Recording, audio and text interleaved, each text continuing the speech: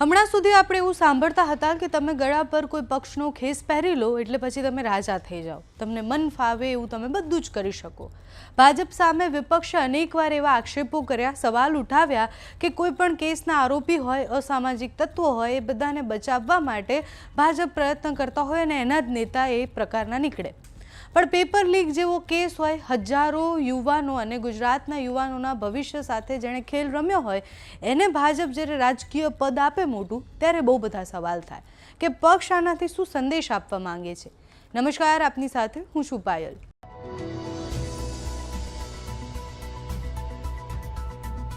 ગુજરાતમાં ફરી એકવાર જુનિયર ક્લાર્ક પેપર લીક જે થયું હતું એ પેપર લીક કૌભાંડની ચર્ચા થઈ રહી છે, પણ આ વખતે મુદ્દો એ પેપર લીકનો નથી, મુદ્દો એના આરોપીનો છે અને સાથે જ જવાબદારી અને નૈતિકતાનો છે। જાન્યુઆરી 2023માં યોજાયેલી જુનિયર ક્લાર્કની પરીક્ષા, જેમાં લાખો યુવાનોની મહેનત અને સપના અને ભવિષ્ય બધા દાવ પર લાગી ગયા કારણ કે પેપર લીક થઈ ગયું। સમગ્ર પરીક્ષાની જે પ્રણાલી છે એના ઉપર સવાલો ઉઠ્યા। ગુજરાતના એટીએસની તપાસમાં તેલંગાણાની પ્રેસમાંથી પેપર લીક કરનાર ટોળકી ઝડપાઈ। આ કેસમાં આરોપીઓની આખી લિસ્ટ બની, એમાં એક નામ હતું આકાશ જશુભાઈ પટેલ। આક્ષેપ છે કે આકાશ પટેલે લગભગ 10 લાખ રૂપિયા આપી અને પેપર અગાઉથી મેળવ્યું હતું।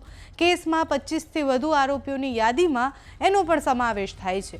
એની ધરપકડ થઈ, આગળની કાર્યવાહી થઈ અને હવે એ વ્યક્તિને યુવાના ભવિષ્ય સાથે જેણે ચેડા કર્યા છે એ આકાશ પટેલને હવે અરવલ્લી જિલ્લા ભાજપ યુવા મોરચાના પ્રમુખ બનાવવામાં આવ્યા છે।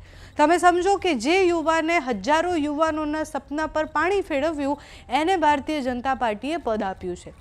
આ નિર્ણય બાદ જનતામાં રોષ છે, વિપક્ષે પણ આના પર ઘણા બધા સવાલો ઉઠાવ્યા છે। યુવાનો નોકરી માટે સંઘર્ષ કરતા હોય, યુવાનો મહેનત કરતા હોય, એમના પેપર લીક થઈ જાય અને એ પેપર લીક કરનાર આરોપીને જ જ્યારે પદ મળી જાય અને સત્તા મળે ત્યારે પ્રશ્ન થાય છે। અત્યારે એવી માહિતી ત્યાંથી સામે આવી રહી છે કે આકાશ પટેલના પરિવારનું સ્થાનિક રાજકારણમાં પ્રભુત્વ વધારે છે, એમના કાકાનું ભારતીય જનતા પાર્ટીમાં મોટું પદ છે અને આ પ્રભાવને કારણે એમને આ પદ આપવામાં આવ્યું છે। ચર્ચાઓ એવી પણ થઈ રહી છે કે આગામી સ્થાનિક સ્વરાજની ચૂંટણીમાં એક ટિકિટ એ આકાશને પણ મળી શકે છે અને જો એ ટિકિટ મળે તો પણ કંઈ નવાઈ જેવું નહીં રહે। પણ પ્રશ્ન માત્ર આ કેસનો નથી થતો, પ્રશ્ન આખી સિસ્ટમનો થાય છે।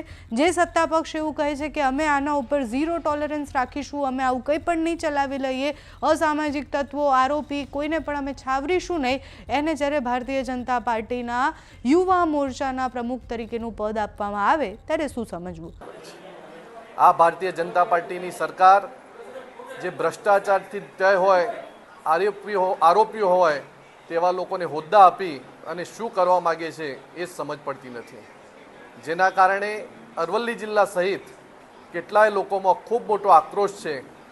શિક્ષિત બેરોજગાર યુવાનો જ્યારે રોજગારી માટે આમ તેમ મહેનત કરતા હોય, રાત દિવસ મહેનત કરતા હોય, ત્યારે આવા પેપર લીકની અંદર જોડાયેલા લોકોને હોદ્દા આપી અને ભારતીય જનતા પાર્ટી પોતાની જે છબી છે એ લોકોની અંદર એવી ઉપસાવવા માગે છે કે ભ્રષ્ટાચારથી આ ભાજપની સરકાર મસ્ત છે।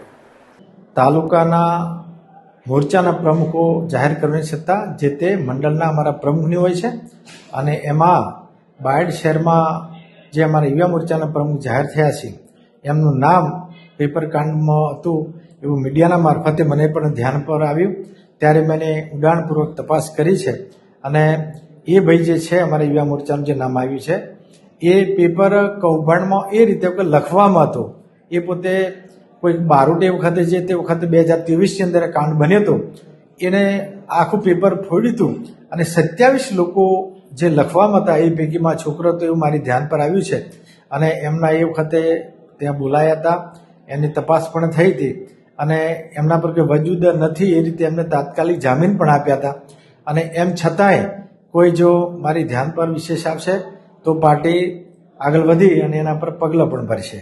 તમારું આ વિષય પર શું માનવું છે અમને કમેન્ટ્સમાં જણાવજો। અત્યારે આ વિડીયોમાં બસ આટલું। જો તમે અમને યુટ્યુબ પર જોઈ રહ્યા હોય તો સબસ્ક્રાઇબ કરજો, ફેસબુક પર જોઈ રહ્યા હોય તો ફોલો કરજો, અમારા વિડીયોને લાઇક અને શેર કરજો।